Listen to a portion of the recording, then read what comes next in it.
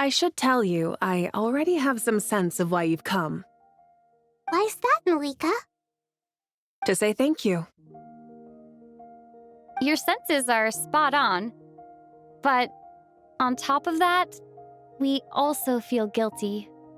Because the Gnosis has vanished? I sensed its loss.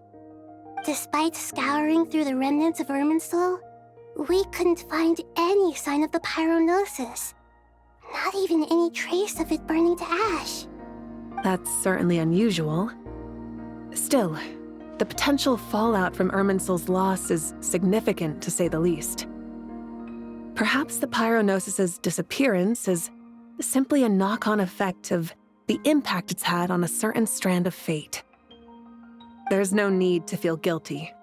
We were clear that this time, there was to be no returning, only giving. Pure and simple. Thank you really is a fascinating phrase.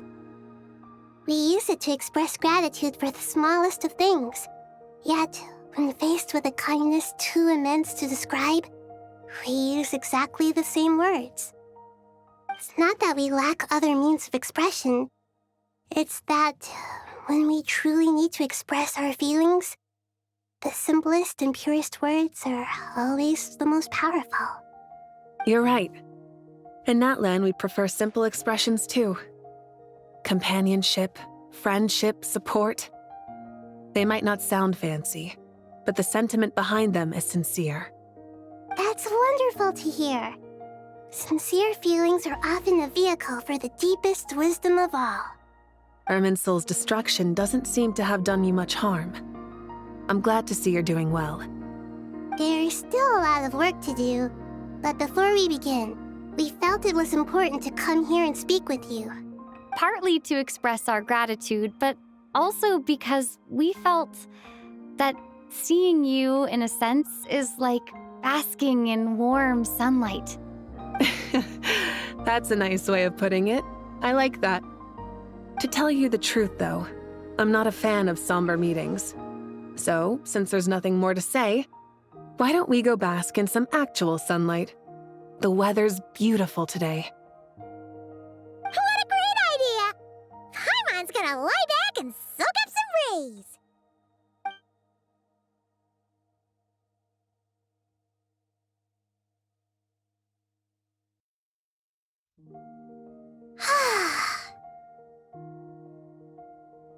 In that case, I think I'll lie down for a bit too before we head to our next stop. And where might that be? Mondstadt. Paimon and I are gonna head back there with Collei and the gang. Long ago, I sensed that the god remains inside Collei had come from the goddess of flowers, but I kept it a secret.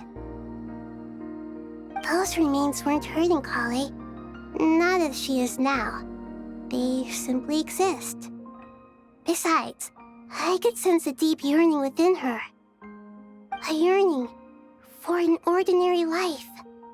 A yearning to hold on to the hard-won happiness she now enjoys. With someone like her, I have a responsibility to keep her secret. She should be ready to face the truth by now. Whenever people meet, there is always the potential to create warmth and kindness. Every child grows up, but even as adults, they are still children in the eyes of certain people. Oh, just like how Paimon sometimes sees Nahida as a little kid. Is that so? Well, anyone who's friends with a kid is probably a kid themselves. Of course! And there's nothing wrong with that. When we get back, we'll actually be hanging out with another of our friends who happens to be a kid. Or more like looking after, in her case. Anyway, we'll always be there to watch out for our friends. Dear Sucrose, when you receive this letter, I'll probably be as busy as always. But busy with wonderful things. That's because I'm no longer a trainee. I'm now an official forest ranger.